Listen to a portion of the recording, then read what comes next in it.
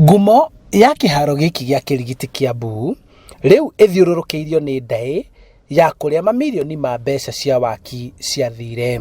Kuringana na ripoti cia Aberdare General uria uroraga mathabu ma thirikari ya Kenya iri yothe, no twende kumenya kana ni hari mbeca hihi we onete ciarutirwo igituika ni cia gwaka kiharo, na ithuĩ twi haha ni tuthiaga ho nginya maguru no tutionete giakitwo. Makiria ma ciringi mirioni igana rimwe nicio ciaheanirwo cia kuonjia gwaka kiharo giki na gikiro gia kimabũrũri, no wira uria urutiirwo kiharo giki ndungigerekanio na mbeca iria ciarutirwo, undu uria utumite kiama kia mubira wa maguru gwitia uthuthuria. Mbeca ciambite kuheo kiharo giki na kia Mombasa na Kinchoge, no giki ati undu giekirwo no mahiga ma mekirirwo na mekirwo ni sport officer twakonake guku tene.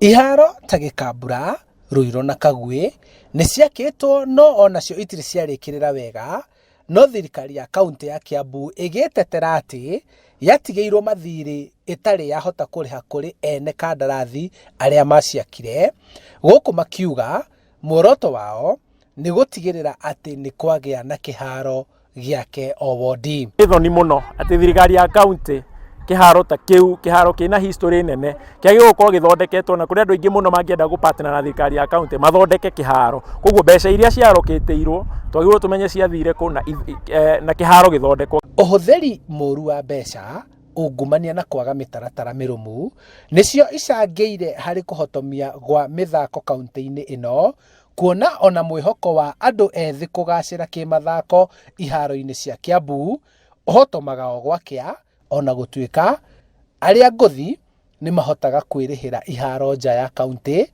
na guthakira kuo.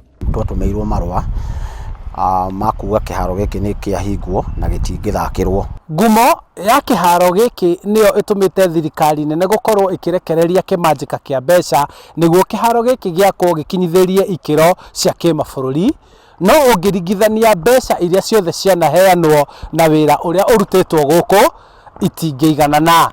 Handu-ini ha Inooro TV kuma kiharo-ini gia Kirigiti kaunti-ini ya Kiambu, njitagwo Charles Gikunga wa Kariuki.